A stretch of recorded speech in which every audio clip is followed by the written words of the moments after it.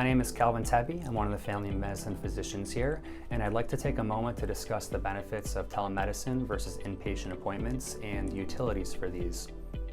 One of the big things that telemedicine offers us is that this is an opportunity for our patients who may not be comfortable otherwise coming into the clinic to go over some of the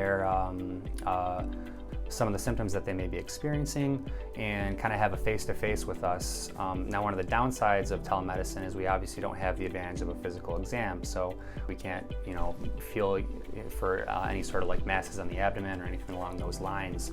So there are some limitations.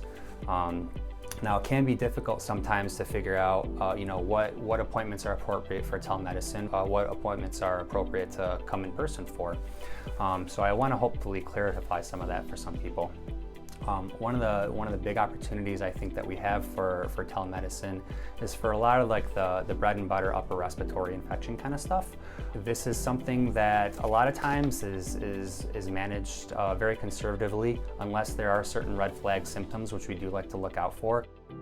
Or if you're having symptoms that may have started to get better, classic upper respiratory kind of symptoms like nasal congestion, sinus pressure. If they start to get better, but then they suddenly take a turn for the worse, that's another sign that you may need to be seen in person. However, if it's classic, common cold type of symptom, we usually manage that conservatively, and it may not necessarily be something that you need to actually come into the office to be seen for. Another thing that is pretty common, I would say, is urinary tract infections. And UTIs, oftentimes these will present with some combination of having to go to the bathroom a lot. Sometimes you'll see blood in the urine, and sometimes you have pain with urination as well. So if you have these constellation of symptoms, now this is also provider dependent. Some providers like to have a culture to determine antibiotic susceptibilities for any sort of possible bacterial infection. But a lot of times, if there is no history of atypical urinary tract infections, if you don't have any history of bacterial resistance, a lot of times these can also be managed through a telemedicine appointment. I would like to add the caveat that, obviously with UTIs and with other processes as well, it would be worth discussing with your physician about your situation specifically and what processes might be more beneficial to do telemedicine for your case specifically versus what you should come into the office for.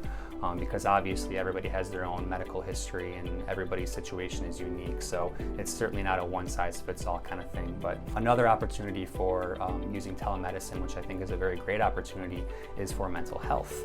A lot of times for people who are suffering from anxiety or depression, for example, the physical examination findings aren't necessarily as important as what's going on the inside. How are you responding to certain medications that we're prescribing? How is the therapy working? And a lot of times these can be managed through a remote visit, a telemedicine visit. So this is another good opportunity for you.